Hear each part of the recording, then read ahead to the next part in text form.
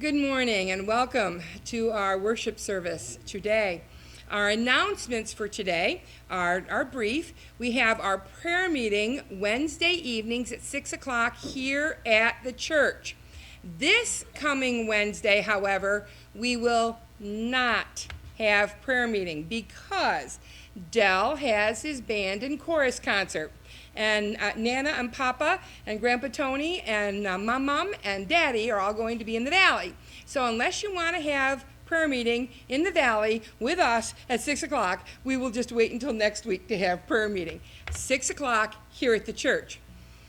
Bible studies are Thursdays at 10:30. That is a correction to what's in the bulletin. So 10:30 a.m. at the Berger's house, except for the next 2 weeks. Mom and Dad have doctor's appointments, and Grace has jury duty. So that's half of our Bible study right there. So we will not be doing the Bible studies on Thursdays for the next 2 weeks, and we'll be praying for Grace. We are doing the poinsettias again this year. If you would like to donate a poinsettia for the sanctuary, you can do that in memory of or in honor of someone, or you can just bring a poinsettia. I anticipated they would be about $10 because they did not have them out when I was printing the bulletin. Since then, I have gone to purchase them, and they are $13.95. Okay, so you can get them at Stillman's, or you can get them at Walmart.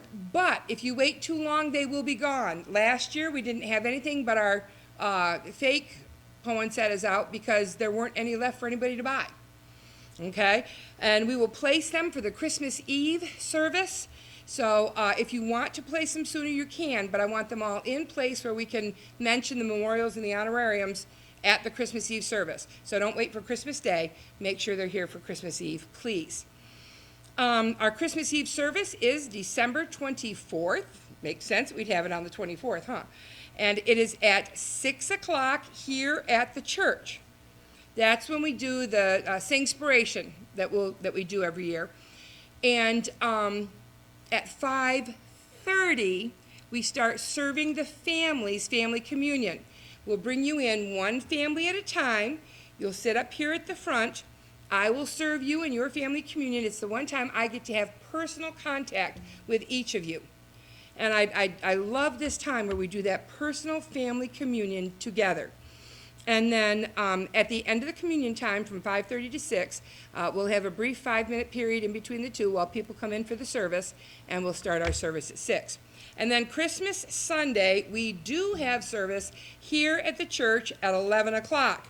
And if you know someone who is alone at Christmas, this would be a perfect time to ask them if they'd like to come to church with you and spend Christmas with you in church Christmas morning, and then maybe take them home and give them a nice Christmas dinner so they're not alone. Okay? A great opportunity for you for outreach. We mentioned last week that Smitty has been put in long-term care at Bethany, and his rehabilitation is going very well. If you have Christmas cards for him, you can put them in Doc Mayo's bag, and Doc will get them to Smitty. But there's a possibility, and we're praying hard about this, folks, a possibility that Smitty could come home real soon. They found someone who will come in and live there at the house with him, who's got the knowledge and the training that she needs to take care of him, and she will be a wonderful blessing to him because Smitty will now be able to come home as soon as he finishes his rehab. That's an answer to prayer. We're praising the Lord for that. And we're going to continue praying that this happens. We have a couple of other prayer requests that are on the prayer chain. For those of you who are on the prayer chain, James and Joe and Renee lost their dad this week. So you want to pray for them.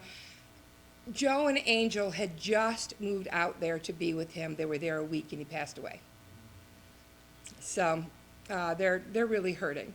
And then Pastor Brian just shared with me that his dad is not doing well, and his mom has taken him to urgent care this morning. So they're going to be checking what's going on with him. But we need to pray for our pastoral families and their families, because what affects them affects their ministry. And we don't want Pastor Brian going through what your mind and your heart goes through when you know that your dad is in the emergency room. And I know I didn't want to go through what I went through when my dad was there. We praise the Lord that both men are able to be with us here today. That's all we have by way of announcements. So Aaron, I'll give you time to turn that off.